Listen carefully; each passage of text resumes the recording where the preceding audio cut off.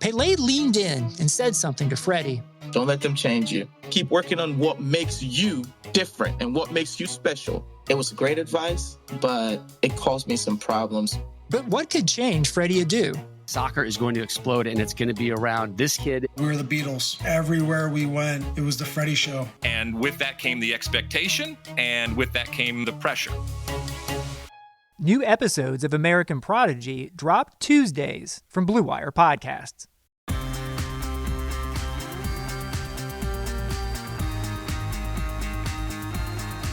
What is Crack-a-lack and Hardwood Knocks listeners? I am Dan Valley coming at you once more without my fantastic co-host, Adam Frommel. I am, however, super pleased to be joined by two more guests for this podcast as we continue our NBA team look-ahead package. First up is going to be Greg Wissinger. He covers the Sacramento Kings for the Kings Herald. He's the managing editor over there. He's also a freelance contributor for the Sacramento Bee.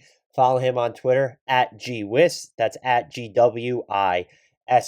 After that, we are moving on to the reigning champion, Los Angeles Lakers. We're bringing on Jabari Davis.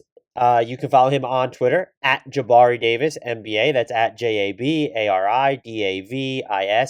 NBA. He is the co-host of the Dunks and Discourse pod, which also happens to be a Blue Wire podcast. So check them out over there.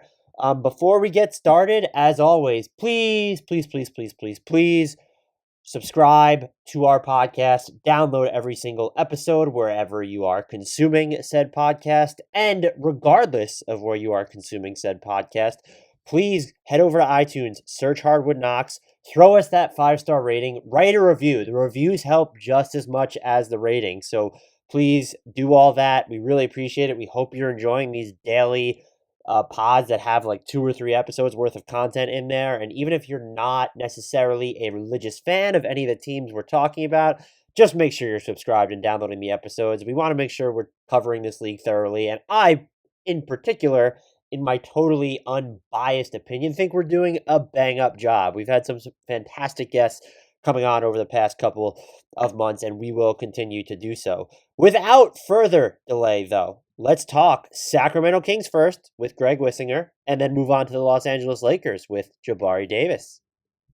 Greg, welcome back to the Hardwood Knocks podcast. Emphasis on back, because you were unwise enough to return since you came on way back when in a pre-pandemic world. I do appreciate you giving me more of your time, though. How are you doing tonight? I'm doing great. Thanks for having me back. Are you ready to talk about some Sacramento Kings? Oh, always. So I think the first question, and I would probably start with like normally going through the rubrics of these, is like, what was your general impression of the offseason? But I think the entire offseason was kind of, aside from the De'Aaron Fox extension, was probably centered around the decision not to re-sign Bogdan Bogdanovic. What do you make of that now? Like, I do think it's definitely been lampooned by the national media, the decision not to match, and it does feel like a level of a mishandling of assets, but at the same time, like, it's a new regime who didn't have the option of trading him before now, and so I'm just, is there a middle ground that we can find on this? Yeah, I mean, I've kind of come to terms with it, right? Because in the days leading up to it, my position was I would have matched. I think the Kings should have matched, but that doesn't mean that I don't understand why they didn't. I think that ideally they could have matched and then tried to trade him later. I don't think the $18 million a year was that outrageous, but it would have complicated things. You know, right. Bogdanovic would have had a no trade clause for the first year. So any trade they found, he would still have to sign off on. So it's not just the ability to find the best deal.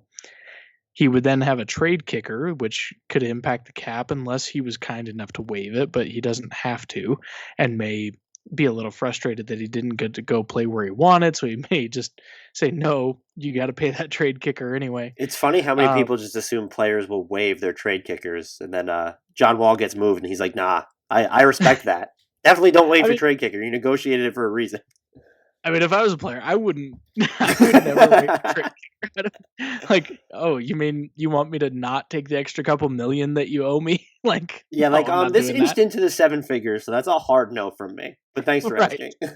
But so, I mean, it's not easy to move him. Now it gets easier the longer you have him, but I do think that if they had matched, moving Bogdanovic would have only been one of several things the Kings were then trying to do. I mean, the Kings have other contracts that don't make a lot of sense for what we think Monte McNair and the Kings are trying to do. I mean, it seems like from his comments in, what limited press availability he's had, as well as some of the moves that we've seen them try to pull off and not able to pull off, it seems like they're really trying to focus and get younger around De'Aaron Fox. So that presumably means that they might be looking to move Buddy Hield this season. They might be looking to move Harrison Barnes this season. And they've also got some expiring guys, or essentially expiring guys. Like Corey Joseph is a big cap number this year. He's only like $2 or $3 million guaranteed next year. Nemanja Bjelica is expiring. Richaun Holmes is expiring. So those are other things that they're trying to move, and adding Bogey to that list just is one more thing. I mean, it's not like if they matched Bogdanovic, that's their only move they have to make. Right. It seems, I guess, where I've landed where you did. I think I even posted it on Twitter that I would have matched, because I feel like what you could have, because what it does seem like they're doing is that they want to get younger around Fox, like you said. And so what you could have done, I think Bogey's contract looks better now than the Buddy Hield contract. And so you could have moved him where maybe you're taking back another larger salary from a team, and that's just upping the type of assets you're getting back. And it feels like it would have been easier for them to eventually do that than whatever becomes of this Buddy Hield situation should they move him. At the same time, I don't want to use the word like respect or appreciate, because that's like the bare minimum for what every team should be thinking. But their decision not to match, it at least seems like this front office regime has a longer, larger game in place. And if you want to get to from scratch mode as quickly as possible, that might be the way to put it. Not having him on the roster at all, where you don't have to deal with that, trade restriction for the first year, might be the quickest way to do it. Yeah, and the other piece, just kind of comparing contracts, is that Bogdanovic, I mean, we don't know all the details of how the Hawks set it up, but we think it's kind of level $18 million a year, at least how I've seen it reported. I don't know if anyone's got the final details, but we do know that Buddy Hield's contract, even though it's a bigger number, it decreases every year. So the longer you have that contract, the easier it's going to get to move. And in the first year of the extension, which it is like 24 or something like that. So it's a big number, but it falls pretty quickly. And it's easy to forget that when he's not being misused by Luke Walton, Buddy Hield's still one of the best shooters in the league, especially at a high volume. So I don't think Buddy's as unmovable as he might seem on the surface. No, and if you're going to overpay for anything, you overpay for shooting. Like, that's just kind of where I land on it. And so, yeah, I totally get that viewpoint. Also, look, Buddy Hield, Bogey is one of the players that Buddy Hield is allegedly younger than too. So there's that. He's on a declining contract and younger. So I guess, so where do you land on the Buddy situation? I think, I don't, like, from afar, like, a million miles away, I look at this and think, like, he clearly doesn't want to be there. He actually ended up, I'm sure you saw that, he liked a tweet that I made in jest from a brand account that I run, where it said the Kings thought that he was still part of their core, and that caused like a little bit of an uproar, which I thought was hysterical. And then I saw like people going through the motions of trying to justify it, like, oh, maybe he thought those were happy tears. I don't know that he's like, is it possible that he's more open-minded or will want to stay in Sacramento, or won't be as much of like I don't even know what the word would be, but like won't be as unhappy there if he has a bigger role on the heels of Bogey's departure? Or is this just someone who's as loyal as his options right now, and he would just prefer to not be in Sacramento? So the tricky thing with Buddy Hield is that he has very little filter. So like whatever he's thinking or feeling at the moment is what's going to come out for the most part. I mean, he just kind of says what's on his mind, and that's not always going to be something that comes across well. He probably saw the tweet and thought it was funny and maybe agreed with it, and so he hit like. I don't think he put that much thought into it. I don't think he was trying to send a message or anything like that. Like, it might have been just something that he thought was funny. It might have been something like he did just to stir up a shitstorm. Like, that's the type of. I hope players do that, by the way. Like, I know they do. I want him to search his name on Twitter with the intent to like something that he knows would cause an uproar. But I mean, that's just kind of who Buddy Hield is. And, sometimes it's good, sometimes it's bad. It's just kind of, a double-edged sword. When the season starts, though, I mean, Buddy Hield's the type of guy who's going to show up and play. And he's going to play hard, and he's going to play to the best of his ability, no matter what else is going on. Because, I mean, the guy is one of those quintessential, I just butchered that word, quintessential gym rats who just loves the game. He loves working out. He loves playing. He is all about it. So when the games tip off, he's going to be there. He's going to do his thing just like he was before. That part, no one's really concerned with. Now, there's times he's going to be unhappy. If he isn't starting, I don't know how much that matters so much as closing games. He likes to close the games. He likes, being the guy taking the big shot, things like that. It's possible he could end up happy, but I don't think that really matters. If he ends up happy and is playing better, that's probably just going to increase his trade value and make him easier to move. And I still think that's ultimately where it ends up. And so that would be my twofold question would be, one is, how do they I don't want to say rebuild, but up his trade value, let's say? Is it just a matter of, hey, maybe we don't have him running a ton of pick and rolls with the intent to facilitate like Luke Walton was doing? Or is there something else that needs to go into that? And two, do you think that they ultimately move him just season? Because if you are, and this isn't even an age joke, if you're aiming to get younger around De'Aaron Fox, Buddy Hield does not fit into that mold. Yeah, I mean, I think part of it is that they're looking to move him because, he's a big contract and he doesn't really fit the Fox timeline at this point, which is what the Kings are trying to build around it seems like. As far as rebuilding his value, a big part of it is just getting Luke Walton to stop trying to make him a creator. It's interesting because when you break down his stats from last season, there are two distinct things that happened, both of which kind of tanked what his overall season numbers looked like. The first was De'Aaron Fox missed 17 games with injury early in last season, and it feels like 2 years ago at this point. But during those games, those 17 games, Buddy Hield only shot 36% from three. And then the other thing is the bubble. During the bubble, Buddy had come down and was symptomatic with COVID, and he was back in the bubble, but there seemed to be some lingering effects, whether it was conditioning, shooting, whatever it might have been. Maybe it was the layoff, maybe it had nothing to do with COVID. We don't really know, but he played bad in the bubble. Mm-hmm. If you take out those two times, which I know that's kind of starting to nitpick a little bit as far as okay, if we take out this section of games and this section of games, but if you look at everything that was quote unquote normal, he still had a really good season. So rebuilding his value might just be as simple as he has a normal offseason. He isn't recovering from a really bad infectious respiratory issue. Right. And has a point guard next to him. It might be that simple. Right. I mean, look, he shot in maybe it's not astronomical, but he shoots over 40% on catch and shoot threes last year. And that's going to always be the crux of his game. He was still in I've looked this up before, the 78th percentile of points per possession coming off screens. That's still a pretty good season, even if it's weighted down by numbers that hurt him at the beginning of the year. Yeah, I mean, even with those averages, he still shot over 40% from the year on taking over 9 threes a game. And the only player in the NBA last season who made more threes than Buddy Hield was James Harden. I mean, that seems good. It's a valuable skill. I think teams are going to want that at a certain point. Yeah, I don't know that if they moved this contract now, which is he's the first year of his deal, 4 years, and guaranteed for $94 million at least, has the ability to go up. I don't know that they get the guaranteed number's lower than that. Is it 88? Is that what it was? Yeah, 86, 88 is the guaranteed number. Oh, and so $6 million in likely incentives I have, and then the rest is unlikely. It looks like I might have that wrong, but.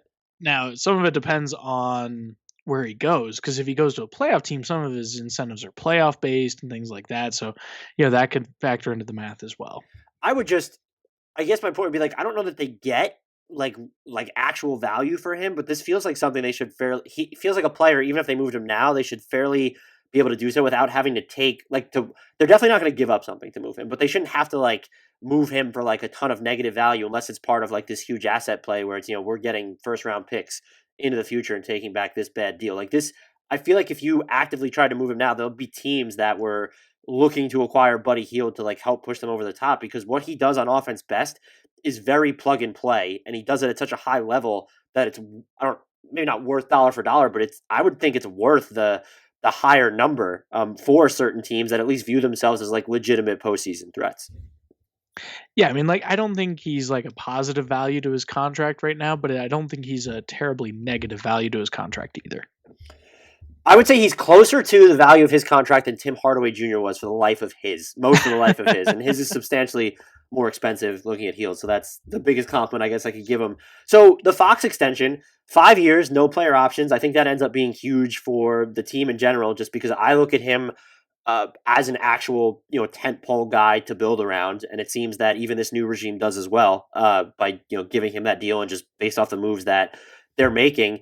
So one, like, what are you looking for from him next season aside from, we hope that he could stay healthy? Is it I think someone like me who's not watching as many King games as you is like, could we get him to have more consistency on his off the dribble jumpers and just catch and shoot threes in general, because that makes him more of a great fit, like alongside like other players that they might want to bring in and easier to develop other guys, I would think. Is it, if he's going to get to the free throw line as often as it seems like he was last year, like can he shoot a higher clip from there? Is there something you view as like a swing skill that will determine the extent of his stardom? So I think the outside shooting, or long twos or threes ideally, that's been a big thing with him kind of since he came in the league. He hasn't really been consistent there, but I also don't know that he necessarily needs to get that, because I mean, you think about it, there's a lot of really great point guards, star point guards, who can't shoot threes and don't shoot very much, especially when you have his speed.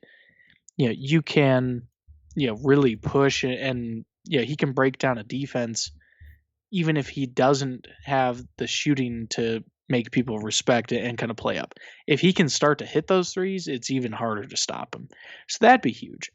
But really the biggest thing is just the level of aggressiveness and his willingness and ability to take over games. He only played 6 games in the bubble, but in those 6 games, we saw kind of a glimpse of what that could look like. In 6 games in the bubble, he averaged like 26 points a game, 7 assists, 2.5 rebounds, and a steal or 2. I mean, he was phenomenal in the bubble. The Kings were trash, so no one noticed, but he played really, really well. I mean, he, wasn't deferring to anyone. He was trying to take over. He was really trying to do something, and it was incredible. I mean, very few guys put up like 26 and 7 for the season, and I'm not expecting him to suddenly be that guy for 72 games as opposed to 6 games. But if he can kind of close that gap between what he was doing in the bubble and what he did for the rest of the year last year, it'd be a nice step forward. If he can be at 23, 24 points a game, he was at a little over 20 last season. So it's not a huge leap, but just kind of that incremental growth. You mentioned the free throw rate. He gets to the line at a phenomenal rate. He was like 12th in the league in free throw attempts last year. His percentages aren't great, but even with as often as he gets to the line, even if he raised his percentages, it doesn't change that much as far as his point totals for the year. Mm-hmm. So I think that's probably a little bit less of an issue than people might think. And he was even like from January 1st onward, like his numbers like dovetailed pretty nicely or almost aligned with what he was doing in the bubble. He did shoot 46.4% on pull-up twos from January 1st onward. And a thing that I noticed about him is that he doesn't, if let's just say he never develops like the consistent jump shot, he doesn't seem as inclined to take like those looks as a John Wall or Russell Westbrook would, where they accounted for, those in-between twos off the dribble account for such a large share of their shot attempt totals that it becomes an actual problem. Fox seems, I don't know if it's just he's aware of his limitations or he's just not inclined to shoot those. I think that helps him.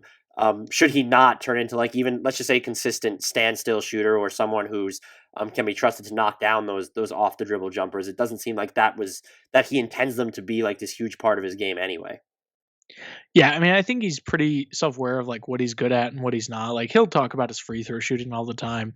So he knows the areas of his game that he needs to work on, but he's also kind of got that pure point guard mentality where he can score a lot, but he's very willing to set up other guys. Like he doesn't feel like he needs to always be the guy taking the shot. So yeah, if all the defense is given him is a 20-footer, he's probably more likely to pass out of it than anything else.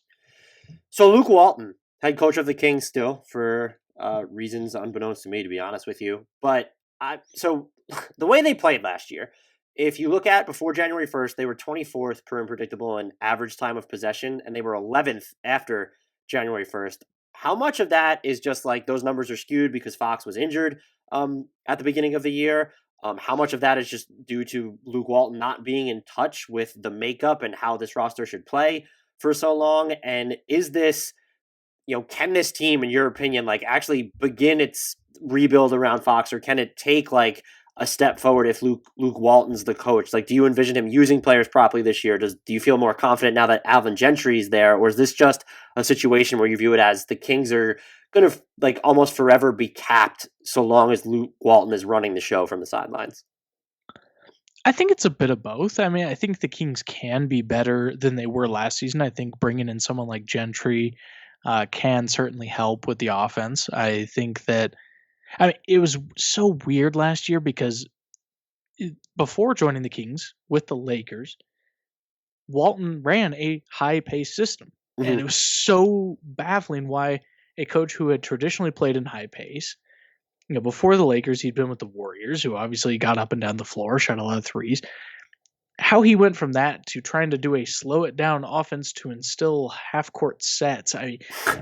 It did not play to the strengths of the team. It didn't work. Like, it was a disaster. And the team never really recovered from it. And the way that they started the season, they definitely picked up the pace as time went on. We were paying close attention to it the whole year, and it would be nice. And they're saying all the right things about playing faster again this year. So I don't really know what happened there. I still think, though, even if they play faster, yeah, it'll help out with some of the issues, but I don't think Luke Walton is the coach who will take the Kings to the promised land. Right. I think that, as far as why he's being kept, there's going to be a lot of turnover. The Kings have definitely had some of their other business interests hurt financially, so eating 3 years of Luke Walton's contract was probably a tough pill to swallow when they also had to eat Vlade Divac's contract that had 3 years left on it. So I think that I think there's probably some financial things there, but also just you give Monty McNair time to see. Maybe he can make it work, and if he can't, maybe it's midway through the season he lets him go. Maybe it's next off season. But kind of instead of just throwing him out at the same time as Vlade, you let McNair decide when he's gonna look for a new coach, if he wants to look for a new coach. Right, and so maybe it is about giving him a shot, but maybe it's more so like give Monty time to actually tear down the roster to the studs, or at least where the roster reflects what he wants it to look like before instilling the coach that he wants to have it. Because at that point, like, if you think that the Kings are going to at least noticeably alter the makeup of the roster around De'Aaron Fox, what is necessarily the point of getting rid of Luke Walton right now? Exactly. And also, it was a condensed off season. There was so much change happening already. By the time McNair was hired, we were already into the coaching carousel. Like, it just probably wasn't the best time to also replace a head coach. Just my kind of dream scenario is McNair obviously came from Houston. Mike D'Antoni spending a year as an assistant. Maybe he kind of tears things down, gets a young, fast team that's exciting, and then you bring in a guy like Mike D'Antoni to, do his point guard thing with De'Aaron Fox. Like, maybe that's a plan for next offseason as opposed to something you try to pull off this season when you don't really have the footing to make it happen. Yeah, I think it's always, I guess in this case it doesn't hold as much weight, but if you're going to get rid of a coach, the question is like, well, you have to have the upgrade. I guess just in this case, it's like pretty much anyone they install could maybe technically be like an upgrade. Like, if there was Alvin Gentry in front of Luke Walton, that's just a much better fit as well. Well, yeah, so that's the other thing. They brought in, assistants, and they had brought in good assistants last year as well, and some of them just left for various gigs and different job opportunities. But, if they aren't happy with Walton and get rid of him, you have an experienced person who has been a head coach and runs the type of system you say you want to play, and you can insert him even if he's a stopgap, even if he's there for half a season or into next season, whatever that might look like. Gentry's probably an upgrade even though he has his own flaws. So how getting away from Luke Walton, they get Tyrese Haliburton in the draft. I think that was like everyone loved that pick, and I thought Phoenix should have taken him. I thought the Knicks should have taken him. So how do you I'm not sure how much you covered him beforehand or have looked up about him since then, but do you like his fit on the roster? More than that, what type of role do you envision him playing as a rookie? Does Bogey's departure make it more likely he gets heavy minutes? Is he going to play with De'Aaron Fox? Is there a chance that he might start, or is that just going to default to Buddy Hield at this point? I'm just very curious to see how the Kings work him in, because it's this, I don't want to say it's a weird situation, but I think the other one is like Haliburton apparently wanted to be on the Kings, right? Like that was just in the air. He didn't want other teams to draft him so he could go to Sacramento. So also, how does it feel to know that a player wanted to be in Sacramento from the jump? I mean, I have trouble believing that. It feels like agent spin to me because, I mean, let's be honest. If teams wanted him, they're not going to care that he's saying like, "I want to go to Sacramento," unless they're like, "Well, clearly this kid's got judgment issues." They're like, poor decision making on his scouting report now. Like, I mean, is it possible he really wanted to play next to Fox? Sure, maybe. Yeah, it feels a little like spin to me, but I'll take it, right? It's nice to hear that a guy is at least smart enough to spin it in the right way. But I was thrilled when he fell to the Kings. I mean, everyone thought he was going to go a lot higher. I mean, it seemed like a lot of boards had him, anywhere in like the 4 to 10 range, and you get him at 12, that's great. And the Kings didn't overthink it. They seemed excited about it. He can kind of fill a lot. Obviously, needs to develop. He's not at the same level as Bogdanovic, but he can kind of fill that same role, like the kind of the secondary ball handler, versatile guy. He can score, he can shoot, he can create, he can do a little bit of everything. I'm excited. I think he's a really nice fit next to Fox.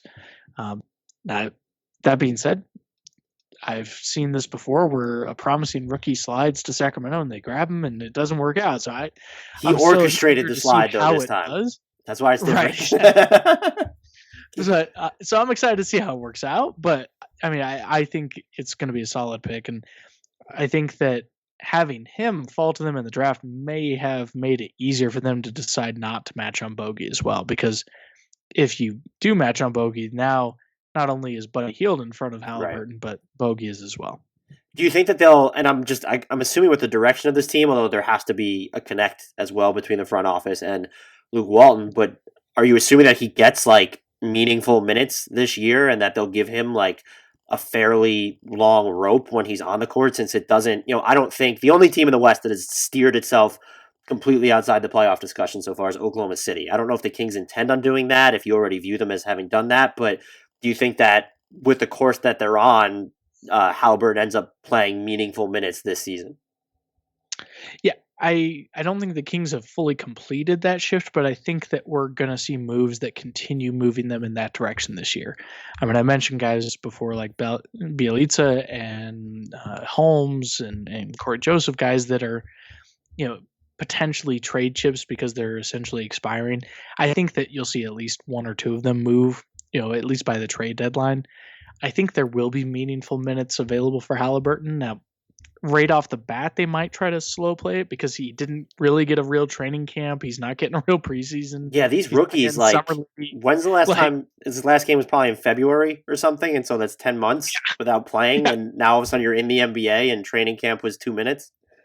Yeah, and you may or may not have preseason games because Portland has COVID. Right, right. So he's definitely going to get like baptism by fire as far as being thrown right into the thick of it. So I don't know that they're going to give him heavy minutes like, December 23rd. But I think, within a month or two, I think he'll be seeing some regular minutes in the rotation. I'd be very surprised if he didn't get that opportunity. Marvin Bagley. Last time you were on this podcast, I waxed poetic about how I felt about Marvin Bagley, and maybe I thought I was being trendy because he was catching so much shit because his name isn't Luka Doncic. I proceeded to then rank him as a top 75 player in the NBA for this past upcoming season because I was so high on how he shot towards the end of his rookie year. This season was disastrous. Injuries obviously played a role, but it seems like perception of him nationally has soured. Are people like, do you get the sense that the Kings are still committed to him? I'm assuming yes, they picked up his team option, which is more than they did for Harry Giles, of course. So, But twist the knife, man. Just why you I'm gotta sorry, hurt me that like was, I thought that move was blasphemous. I don't know. I'm assuming you did as well, but it seems like they're still invested in Marvin Bagley.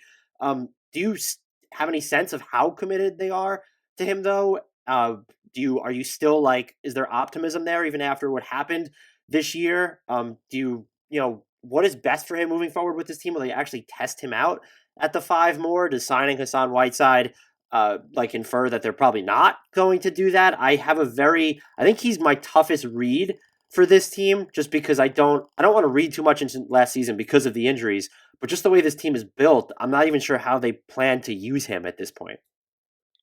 Yeah, what's funny is, I mean, obviously he lost most of his season to injury last year. He played, I think it ended up like 13, 16 games, something like that. But his averages weren't that far off from what he did as a rookie. I mean, his per 36 numbers were similar, his per game numbers were similar. Like, it's not like he took a huge step back as far as his production when he did play.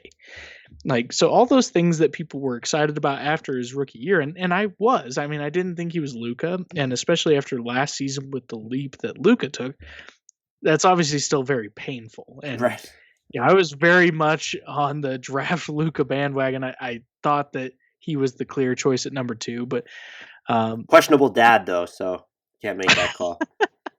I mean, if we don't compare him to Luka, though, I think that there's still a lot to be excited about. I mean, he is a really good finisher around the rim. You know, he's got some rebounding ability, some scoring ability. He has athleticism, or at least he did before all his injuries. So I think just the fact that he was never on the floor has soured people on him potentially too much. I'd still really like to see him stay healthy for a full year, but a lot of his injuries were little freak injuries. They weren't like the same thing over and over. I mean, the first injury was a broken thumb. It's just kind of weird little things that happen to him, and I think that there's still plenty of reason to think he could be a productive part of the future. Now, whether or not he will be, we'll have to just wait and see, but I think the Kings are still hopeful that he could be part of a young core with Fox and Haliburton and whoever they draft in the coming year. I forgot that he had missed time. I think did he have a left knee injury his rookie year? I forgot that he missed time then too. So the health is obviously fair. He does seem like if he can shoot the way, because his shooting percentage, from the perimeter plunged last year, was the one that people looked at, and he shot well towards the end of his rookie year. So if he can come close to hitting that, and then you look at what he was able to do running the floor, it's a perfect fit for how the Kings should be playing.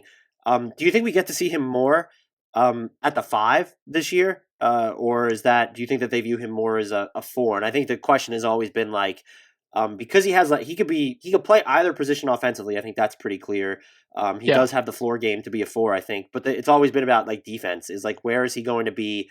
Maybe it's going to be the lesser of two evils is the best way to put it, but where is he going to be best off on that end of the floor? And have they just decided? Yeah, I look at their roster, it feels like they might end up treating him as a 4, but at the same time, the only center you should be married to at this point is Richaun Holmes, and so maybe there should be a lot of time there to have Marvin Bagley test out some run at the 5. Yeah, I'd be surprised if we didn't see them try him some at the 5. Whether or not he spends the majority of his minutes there, just looking at how the roster's constructed, I don't know. I mean, I think, to your point, I think he'll spend time at both 4 and 5, and they'll kind of figure out what's working. And I mean, the big issue, like you said, was defense. If he's on the floor guarding a legit center, his rookie year, he didn't have the size. He wasn't bulked up enough. Came into his sophomore year and didn't look like he put on much weight or much muscle mass like we were hoping to see. Coming into this season, we don't know yet. We haven't really seen him yet. So it'll be curious to see what he looks like, if he's put on some mass, if he's been able to bulk up a little bit, because that could go a long way. If he can, physically stand toe-to-toe with a legit center, that makes a big difference as far as how you can use him.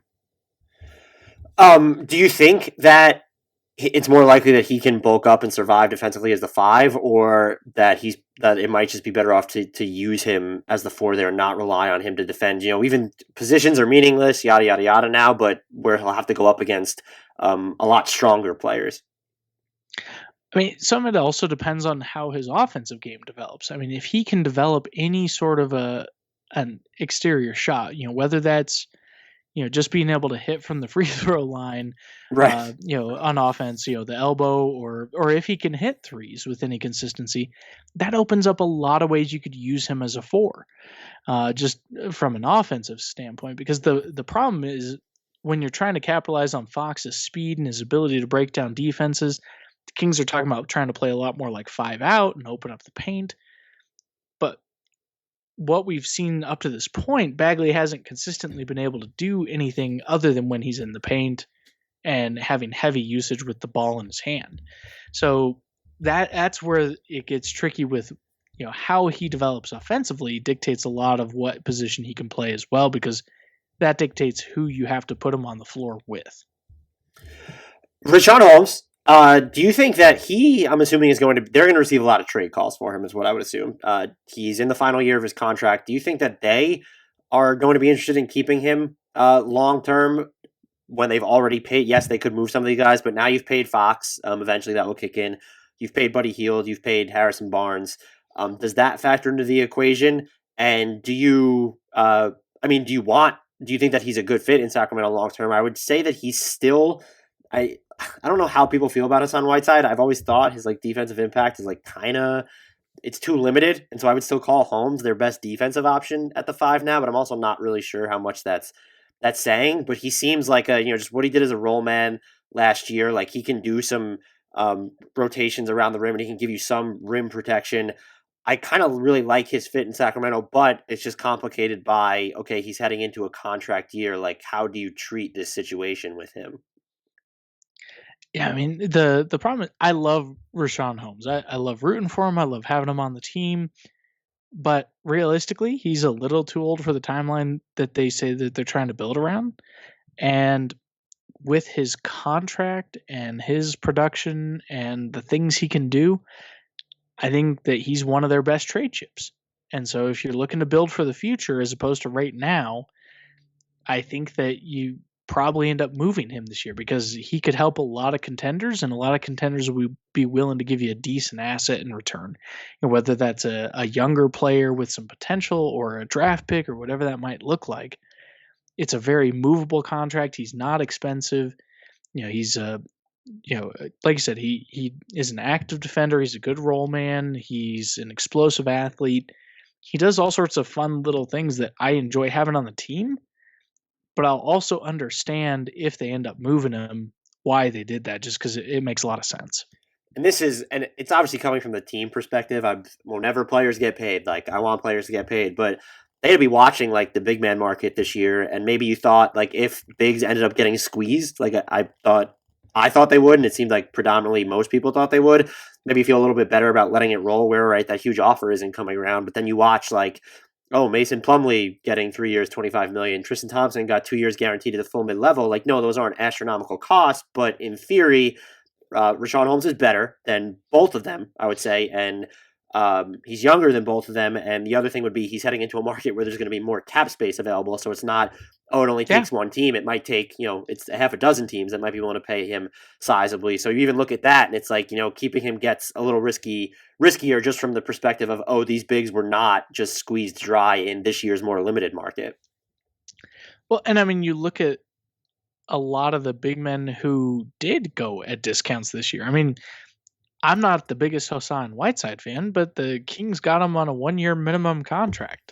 It's a very much a prove it deal. And the guy was, 15, 13 and 3 blocks a game last year. I mean, a lot of those stats are kind of empty. I'm not excited about what he's going to do necessarily, but there's always centers. I mean, there was good centers out there that didn't end up on any roster. Right. I mean, we talked about not keeping Harry Giles, but he signed on a minimum deal. I mean, there's always young big men, big men with potential. I mean, those guys are out there. I mean, the center market the past couple of years has been pretty brutal, where randomly a few guys will get way overpaid, but a lot of guys can be had for cheap. Yeah, that it clearly is the easiest position to approximate if you don't need something like super specific there. Yeah, exactly. I mean, the elite guys get paid because they differentiate themselves in that way. Or they're guys Mason Plumlee. Yeah, totally. Or they're a Plumlee. Yeah, or a Zeller or something. It seems like those teams are always playing Zeller or Plumlee bingo. I think this is the most interesting thing for me for the Kings from a team dynamic is how do the wing minutes get doled out here? Because they don't, if you look at their roster and it depends on what you're going to define as a wing, but they don't really have a true wing. I consider Barnes like more of a 4 at this point. If Jabari Parker is going to end up playing any small forward for them, that's going to be a disaster. I like Glenn Robinson the third. I'd be interested to see. I don't know if you guys have heard anything, but I'm assuming he's just not as healthy as people thought because there's no way he was floating around on the market for that long, and they got him for basically nothing. Like he only has 100,000 of his contract guaranteed. So, if he's healthy, is he going to be playing a heavy role? Like, what is this? How does this wing rotation shake out for the Kings when you're looking at that 3 spot? Yeah, that's a good question, and I don't really know what the answer is going to be. But yeah, I mean, Harrison Barnes is presumably the starting small forward, but to your point, he plays a lot of 4, and is probably better used as a 4 instead of a 3. Outside of that, Robert Woodard the second, he is one of their second round picks, but he was considered by a lot to be a first round talent. Wouldn't be surprised to see him get some time there, but I think you're going to see a lot of DeQuan Jeffries. He was really good in the bubble, really stepped up. He had been a 2-way player last year. He's now on a full contract with the team. Younger guy, just kind of he can play multiple positions, but I think he's most natural at small forward. I think you're going to see a lot of minutes from him there. Or did he end up shooting again in the bubble? I can't even remember what that was. It feels like a zillion years ago. I should have looked that up before I started. I know he did. He shot 68.2% on 2-pointers last year. So lots of DeQuan Jeffries, though. I guess that's something to super look forward to. But is that fair to say that it's the biggest question mark for this team, looking long term? I guess if they're planning on tearing it down, you're more worried about acquiring talent. But because they do have that North Star of a building block in Fox, I feel like it's also fair to start wondering how do you flesh out the rest of the roster and you concern yourselves with fit. And so is kind of shoring up the ring rotation to the point where you have easily identifiable long-term guys there. Is that the most pressing issue for this team moving forward? I mean, I think it depends a lot on what they have, but I mean, so Woodard, for example, he's 6'7", 235. He is a rookie, but won the bench press competition in training camp today. Dude definitely has an NBA body and shot over 40% from 3 in college. Now he can play the 3. He might be more of a 4 when all is said and done, but I think he can definitely play the 3. And he's, in college he was very much like a 3-and-D type of guy. So I think that's the type of wing that the Kings should be looking at, and it seems like they are looking at. Now, I think a guy like Glenn Robinson III, I think that's more kind of a stopgap, filling in the minutes type of deal. But he's similar as well. I mean, he's a guy who can hit a shot at a decent clip from deep, and I think a lot of it is going to be around getting guys who can defend and guys who can space. I think that's really what you need to have around Fox, because you need spacing to give him room to operate on offense, and you need defense because he hasn't been the greatest defender. He's not going to shut down someone else as far as the opposing point guard goes. So I see some of it. I also think that what the roster looks like going into game 1 is probably going to be wildly different than what the team looks like at the end of the trade deadline and even into next season.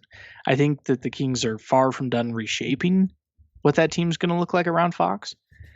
So there might be a hole there now, but I don't think that they're overly concerned with filling it in today. I think that it's more one of those things where they're going to try to find pieces that work, and then they'll fill it in when they can.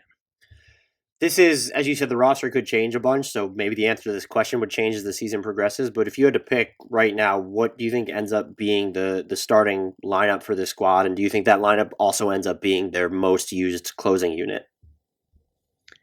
Are we talking like day one starting lineup? It could be like, what do you think ends up being like their preferred starting five, or the one that they lean on most throughout the course of the season? Obviously, assuming like no huge wholesale change. So I think that the most likely, at least from the jump, would be Fox, Buddy Hield, Harrison Barnes, Bjelica, and Holmes. I think that that's going to be day one. Okay. Unless Bagley just comes out on a tear, like in camp and the 2 preseason games or whatever. Like, I mean, he could potentially take over that 4 spot or 5 spot, but I think that more than likely he'll kind of come off the bench to start the year. As far as how they close it, I would suspect that more often than not, you'd see a closing lineup that had Barnes at the 4 instead. And, I don't really know who would be the 3. Robert Woodard, I guess. I mean, it depends. It could be Jeffries. It could be, if I assume the Kings are down a lot, they may not be looking at defensive-oriented closing lineups. They might be looking so like if it was shooters. A tight game, I mean, like I think Barnes at the 4 would probably be the best way to go if it's like a game they're trying to win in crunch time. Yeah.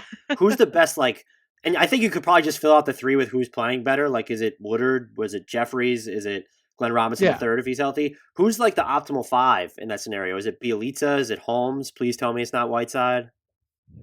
I mean, again, I think it depends who has the ball, right? I mean, as bad as it sounds, I mean, if you're worried about the other team scoring a bucket at the end of the game, I mean, Whiteside's a much bigger body than Holmes is. He's just a much larger human, and has a knack for shot blocks, and he might be better. I don't know. I don't like saying that. It doesn't make me happy, but it's possible. Is there like a completely out there lineup that you're just hoping they test out at some point for this season for whatever reason? Something that wouldn't be on like someone's radar right now, or maybe even a lineup that Luke Walton would never even dare to trot out, but he should totally try it. I mean, I would be really excited to see some time with Fox, Haliburton, Jeffries, Woodard, and give me Holmes at center. Like, that's just I don't know how good that lineup would be, but it'd be young and interesting and exciting. I mean, that's 4 really young guys, and then Holmes, who isn't old by any means, but he's a little older than the rest. But that type of lineup would be the type of thing I'd like to see, even though it may not be the best lineup. And I don't know that we'll see that 5-man combo at any point. Would they consider, or maybe this is like something that they'll definitely do, like Fox, Haliburton, Hield, Barnes, and you could put in whatever center you like in that scenario. If you just give me, I want to see those 4 play together so badly. Oh yeah, that actually wouldn't surprise me as much as the lineup I just listed, because Barnes would be a little bit more traditional as far as the 4 goes, and whether you put in Holmes or Whiteside, that gives you kind of that defense inside. Yeah, I mean, I could totally see that happening, just because there's not that clear depth of small forwards. It wouldn't surprise me if we saw at least a few minutes of that type of lineup. Who is more likely to? I have 2 sets of questions that kind of just bring me. Who's more likely to be on this roster at the end of the season between Richaun Holmes and Bjelica? Richaun Holmes. Really? I can't imagine a scenario where Bjelica is still around. Okay. You think about what Bjelica brings to the table. He's a stretch 4 who shot 42% from 3 last year. Mm-hmm. He has shot over 40% for the past 2 years. And he's cheap and he's expiring. Like, what playoff team doesn't want to pick him up at the deadline? Yeah, there was it NBC Sacramento or something had the report where they said that the Kings weren't going to guarantee his salary for this year. It was at the start of the offseason. That was, I don't know if you saw that. Like, that was one of the wildest things I read leading into free agency, where it was that guy shot what from 3 and he's not worth like 6 and change, whatever he's being paid this year. Yeah, I mean, his contract's like $6 million this year, and he's a bargain for what he does. I mean, he's a limited player in his own right. Like, he's not a great defender by any means, but he is better than Davis Bertans, if that's consolation to anybody. But I mean, any contender would love to have that kind of power forward at that contract with no long-term commitment. Like, that's a perfect plug-and-go piece for any contender that is a useful player to have available. Yeah, at 7.2 million in salary for what he does. I'd say that's worth it. Maybe this is the time he finally ends up on the Sixers somehow, for real. The other two players I wanted to ask was between Buddy Hield and Harrison Barnes. Who do you think is more likely to finish the year on the roster? Probably Harrison Barnes.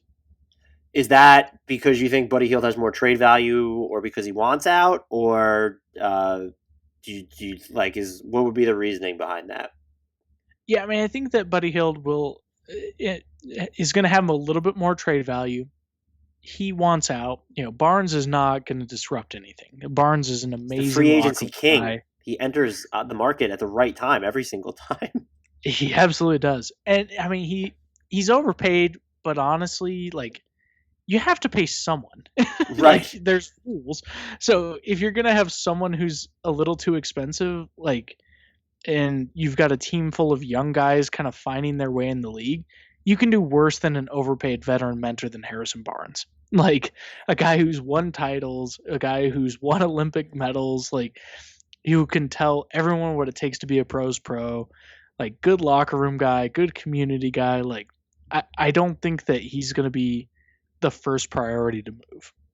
That's fair. His contract's declining as well. And I actually, to me, Yep. I don't like, it's not even just because it's a shorter deal. I actually, if I was a team, I guess it depends on your need because they're two different players, but I like the idea of Harrison Barnes better, in part because of that declining contract. And I think he's going to give you more options, a boatload of more options, I should say, defensively. And I think what people kind of remember about him is how he was playing in Dallas. That's not how he's playing in Sacramento. And so that's where he's been more plug and play and then opportunistic with his on-ball stuff. And if he's willing to do that for a Kings team that's like not like knows it's not necessarily going to be contending, like if he's willing to be plug and play for a team like that, he should fit right on to a contender. Like, you don't have to worry about him griping about his role or something. And so I feel like he ends up becoming like a more coveted trade commodity than people would think leading into the trade deadline, which I think is like March 25th or whatever this year. Yeah, I mean, I could totally see some teams being interested in him as well. Like you said, I mean, the declining deals that Sacramento is made like a habit of, and that's Ken Cattanell, their cap guru, and he stayed on. He did not leave with the rest of Vladdy's departure, but so he's still in the front office, and they've done a great job with how they structured deals with decreasing salaries with non-guaranteed final years. They've been really smart with how they structured deals for several years now. So even though Barnes is probably overpaid, it's a much easier pill to swallow when every year that contract gets better for you. So as other guys need to get paid, Barnes's numbers going down. And yeah, he can do a lot for you. He's never going to be what Dallas wanted him to be when they signed him, which is, be the focal point of the offense. That's not where Barnes is going to thrive for you.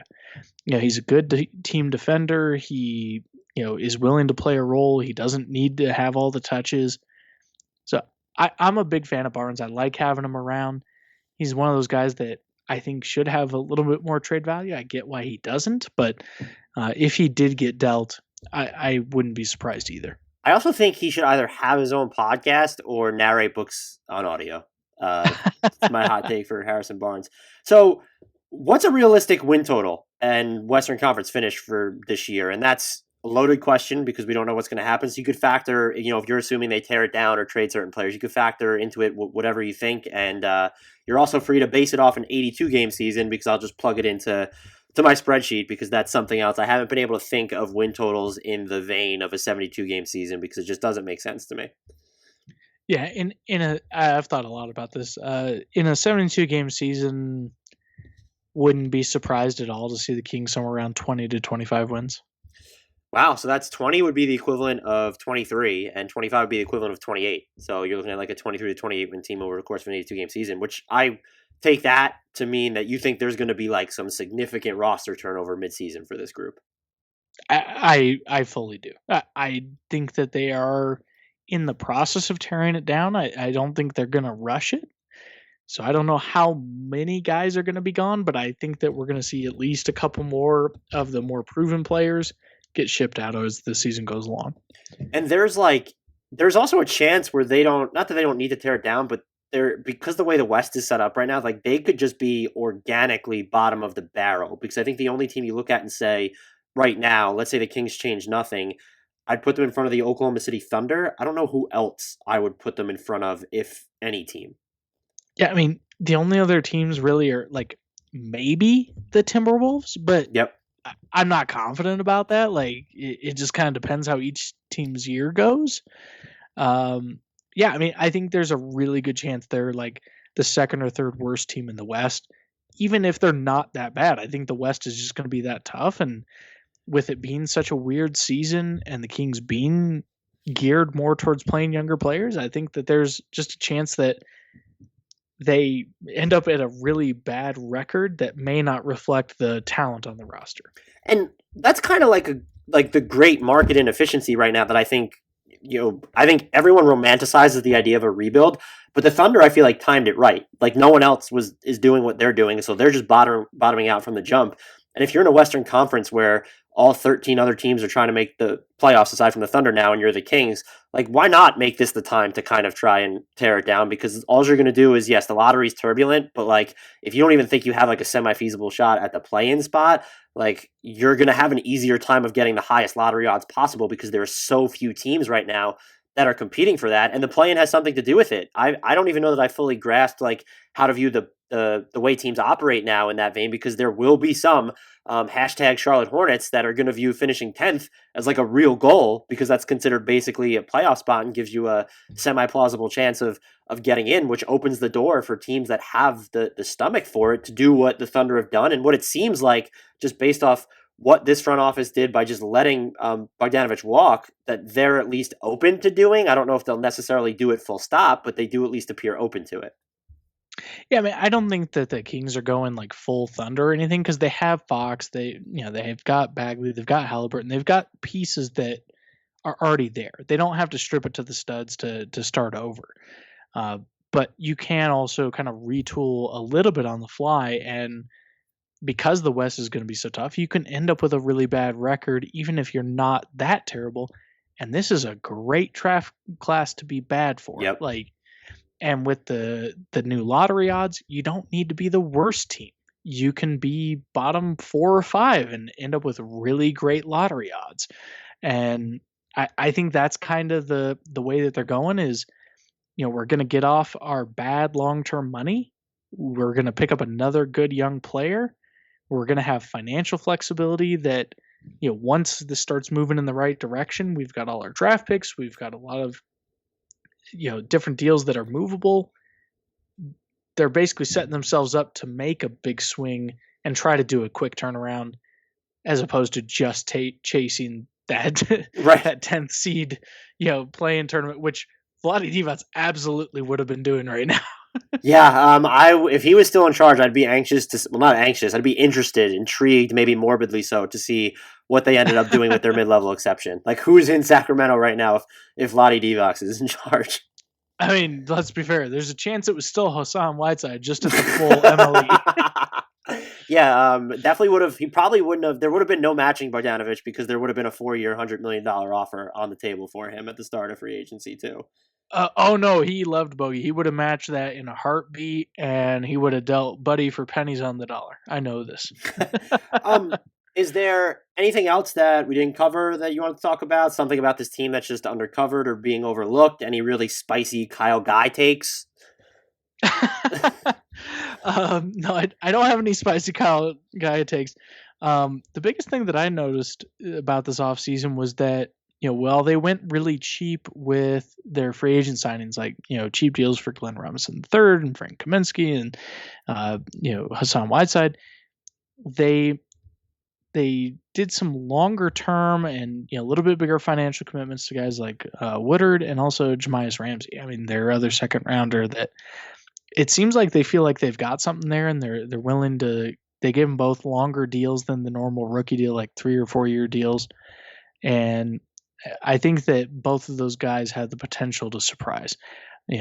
Obviously with later picks, you never know. It's a total crapshoot, but I wouldn't be surprised if one or both of them turned into, at least, regular bench guys on a team. Well, yeah, I mean, in Woodard's case too, like, you're not losing any opportunity by paying him like 1.5 or whatever it is this year, and then attaching 2 non-guaranteed years to it. Like, if that's the opportunity cost to get an extra 2 guaranteed years of having him under team control, that seems like a smart move, and speaks to how you said, like, it seems like they're getting smarter about the way they structure deals. Like, I mean, even the Corey Joseph disaster that I thought it was, like, having that partial guarantee attached makes it a lot more palatable and easier to move.